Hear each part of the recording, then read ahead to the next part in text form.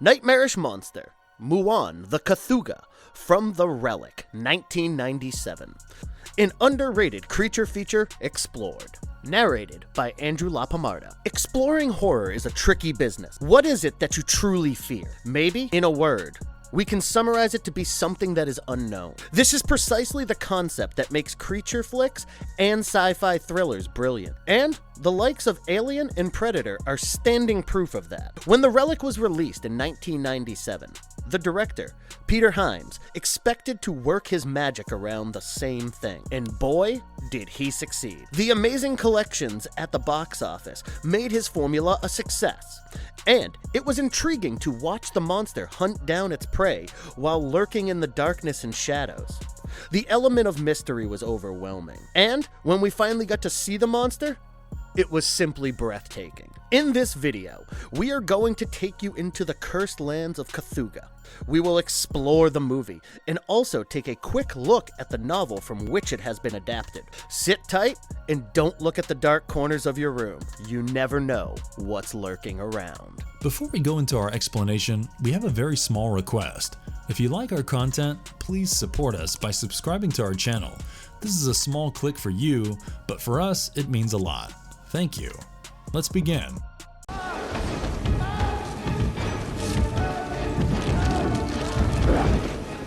The story of Kothoga begins here. The film opens in a dark setting where we experience the wilderness of some remote corner of the Brazilian rainforest. An anthropologist named John Whitney is watching a tribal ritual, and he seems to be in a trance. He drinks a strange kind of soup that has been concocted by the tribesmen, with leaves that have a red fungal growth on them. He consumes the soupy potion, and is consequently gripped by paranoia. The sight of one of the natives wearing bright face paint terrifies him, and the tribal group seems to enjoy his condition. Oh my God, the Kothoga. In the next scene, we see John frantically arriving at a dock. A cargo ship is ready to leave, and he pleads with the captain to unload one of his crates that is supposed to head to Chicago's Natural History Museum. The captain is busy with his work, and he is running late, so he doesn't entertain the request of John. He boards the ship, assuring John that his cargo would be safely handled. But John is clearly not satisfied with this response. He manages to sneak into the ship as it leaves for its destination. He gets to the cargo hold and searches for his crate, eventually finding and opening it. Disappointment awaits him because there is nothing but rugs inside, and John screams in agonizing pain. Clearly, there was something in the box that was urgently required by him. We get the true picture of the situation when we see that there are some crates lined up at the dock. These are also labeled John Whitney, Chicago Natural History Museum, and there seems to have been an error during the transfer. We soon see the effects that this error has on the crew of the ship. The story takes us 6 weeks ahead, with the vessel arriving at the Chicago dock. However, the atmosphere is quite serious this time, and the dock has been cordoned off by police. Lieutenant DaGosta is in charge of this, and he examines the ship along with Detective Hollinsworth. There has been a massacre on board. Blood is strewn everywhere, and the staff have been slaughtered. Lieutenant DaGosta is quite a superstitious man himself, and he doesn't rule out something that doesn't fit logical explanations. The narrative moves to the Chicago Museum of Natural History, which is preparing for a grand opening of a new exhibit. Dr. Margot Green is an evolutionary biologist, and the curator in the museum tells her that there is a chance that she might get her hands on her desired grant. It is being given by the museum benefactors, the Blaisdells, who happen to be attending the grand opening for the special exhibit. This grant is very dear to Margot because it would allow her to complete her research. One of the colleagues of John Whitney, Dr. Albert Frock, is Margot's mentor, and he is puzzled by the contents of some of the crates that were sent by air freight from Brazil. These are the same ones that were accidentally left behind by the ship, and they contain nothing except a stone statue of Kothoga, a mythical forest monster, atop some leaves. As there is a fungus growing on the leaves, Margot decides to analyze them carefully. In the meantime, two schoolboys opt to bunk their classes and sneak into the museum alongside a school group on an excursion. They hide in the museum, and after closing, they are surprised by a terrible stench from the basement stairwell. They find a guard lying dead with a severed head. The boys are terrified, and the authorities are alerted in due time. Everyone thinks that there is a killer on the loose. Lieutenant DaGosta is called in once again, and he starts to investigate the murder. When the coroner studies the corpse of the guard, he finds out that the brain weighs lesser than it should, and it turns out that the hypothalamus in the brain is missing. All this while, the stone artifact is being restored, and Dr. Albert Frock sheds some more light on the Kothoga, the mythical creature that was created by combining various animals into one. Lieutenant DaGosta is present as the body is being examined, and he later discovers that even the dead crew members on board had some parts of their brains missing. The police think that the killer is inside the premise, and they conduct a thorough search of the facility. They are startled by a homeless man who lives in the basement and accidentally kill him.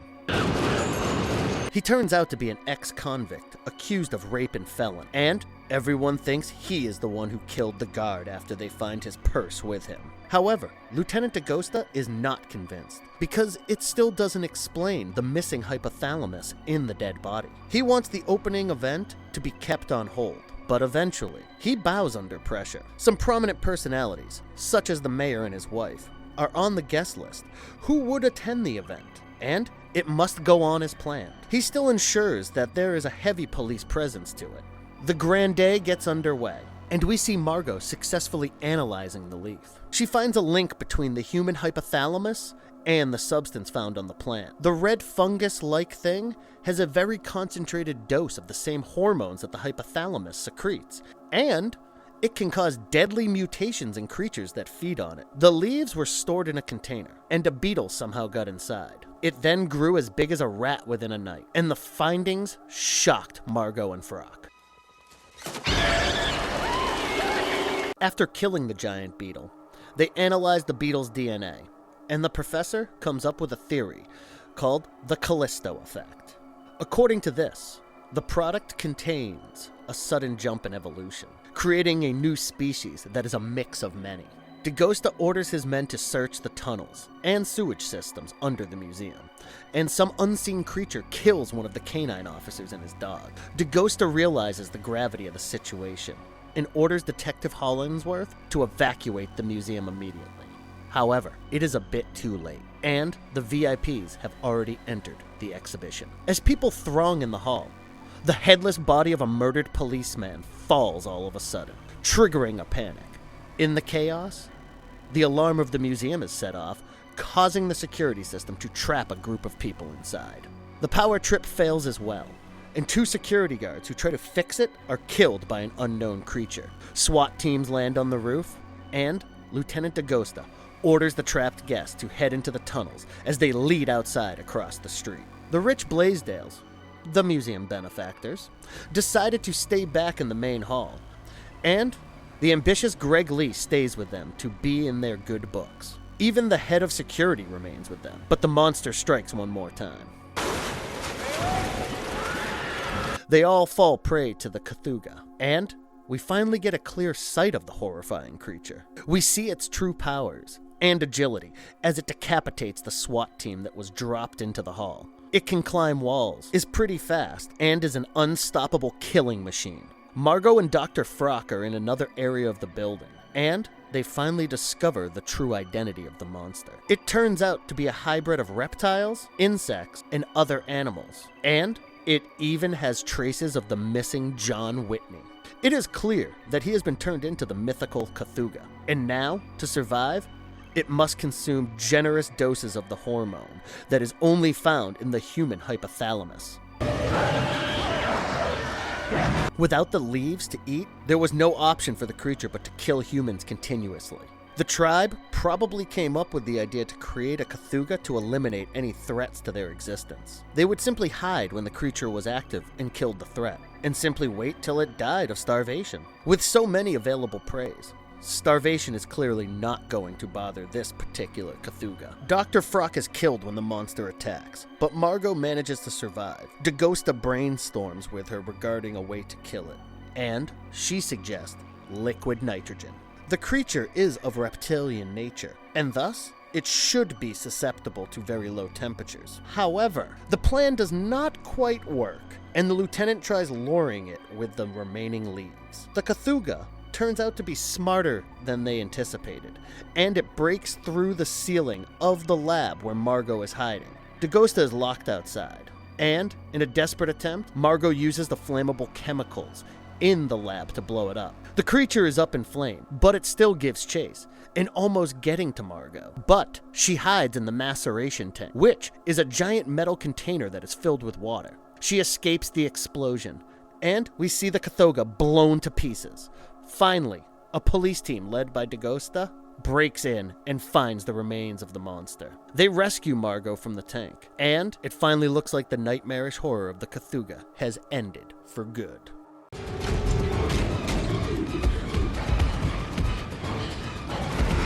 Our take on the movie. When an expert cinematographer dons the director's hat, filmmaking is smooth and flamboyant. Peter Hyams ensures the same is in this atmospheric and suspenseful creature flick with his exceptional photography skills.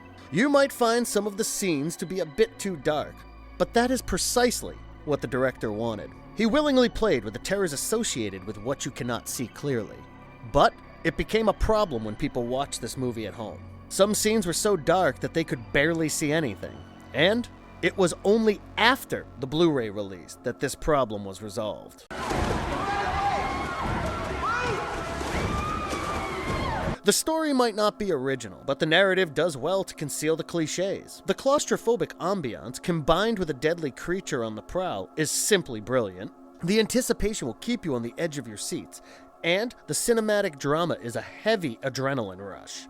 The plan to shoot the Kothoga, mostly in silhouette, worked wonders. And the deliciously eerie, fast-paced storytelling will impress everyone. The two leads, Penelope Ann Miller and Tom Sizemore, deliver power-packed performances. And the creature effects will leave you stunned. Overall, it is a genuinely haunting monster drama, and deserves a lot more appreciation than it gets.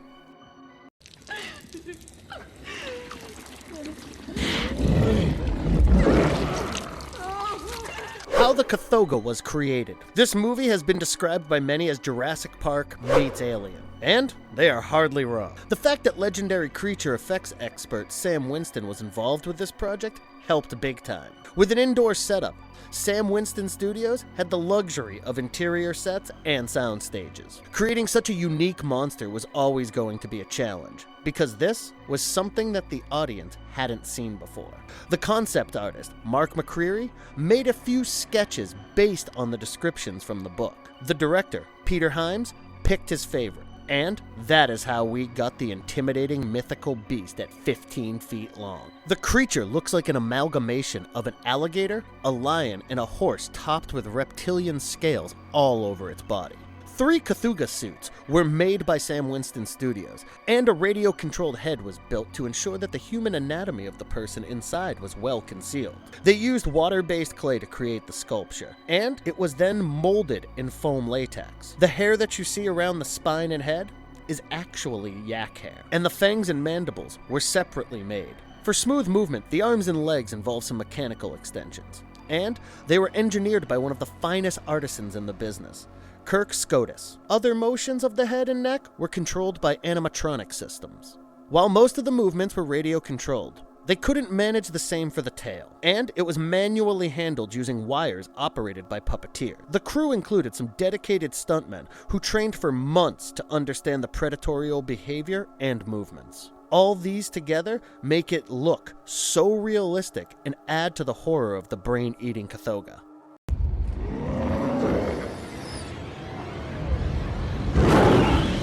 How was the movie different from the book? There are many who read the best-selling novel by Lincoln Child and Douglas Preston before watching the adaptation, and almost all of them can agree that in some ways, the book version is better. But isn't that the case with most novels to films? When Peter Hyams was offered the chance to make a flick based on the story, he jumped at the opportunity. He was always fascinated with movies like Alien, And, as a child, he had a very disturbing dream about being trapped in a museum. The story provided him the ideal opportunity to explore his deep, dark fears and offer a tribute to classics like Alien and Predator. But, of course, a movie adaptation requires some changes here and there. In this case, there are quite a few alterations. The first one being the changing of the setting from the New York Museum of Natural History to the Chicago Museum of Natural History. The production team wanted to shoot in New York. However, they did not get permission because the museum authorities there had recently had a bad experience with a shooting team. Besides, they were apprehensive about kids who might be scared to visit the institution after watching the film, because much of the horror takes place inside. In the movie, you get a big fat hint right at the start of the narrative as to what is happening. That does take away some of the suspense that the novel managed to retain throughout. In fact, they only revealed the twist at the end when they explained everything. The makers could have certainly taken this route, and it could have been an even more exciting film than it already was. One of the biggest changes the movie had to make was regarding the monster. You see, when you read something, you can print a picture in your mind, but a film delivers it in front of you. Thus, authors can get away with describing a far less threatening entity because, in your mind, you have already imagined the deadliest thing ever. The filmmakers cannot really take the same route. This is why they made the monster far more menacing than what was described in the books. They even changed its name. In the book, it is called Mbwun, and in the movies, you see it as Kothoga. The size of the Kothoga is certainly a lot bigger on the big screen, and the insect-like features and mandibles emerging from its face were innovations by the maker. It is more of a monstrous four-legged reptile that hunts down its prey. We know the debates run high on this one, but we believe that the movie did justice to the ruthless monster in the best way possible. Whenever a novel is converted into a movie, the characters take the first hit. Even in this case, most of the people and their features were modified. Margot Green is an introverted graduate student in the book, but you see her as an opposing doctor of evolutionary biology. Lieutenant Dagosta, while a charming and athletic specimen on screen, was actually an obese middle-aged man in the original text. Key character, Agent Pendergrass, was omitted, with some of his traits given to Lieutenant Dagosta. They changed the number of the people who survived into ones who were hunted by the Kothoga. It is indeed difficult to accommodate as many characters as the book can, so it was somewhat unfair to show this as a flaw. There are other things missing from the novel, such as the commentary on social issues. That being said, we feel such things might have spoiled the excitement of moviegoers to some extent. It is true that the novel's cast is far more relatable, but there is hardly that much time in a creature feature to introduce new personalities slowly. In a nutshell, there are changes that we like and changes that we felt weren't necessary. But all in all, The Relic still stands as a fascinating movie, and we believe that that is what ultimately matters. And if you liked our content, don't forget to leave a like and subscribe to us if you haven't already. Have a good one and be safe. Thanks everyone.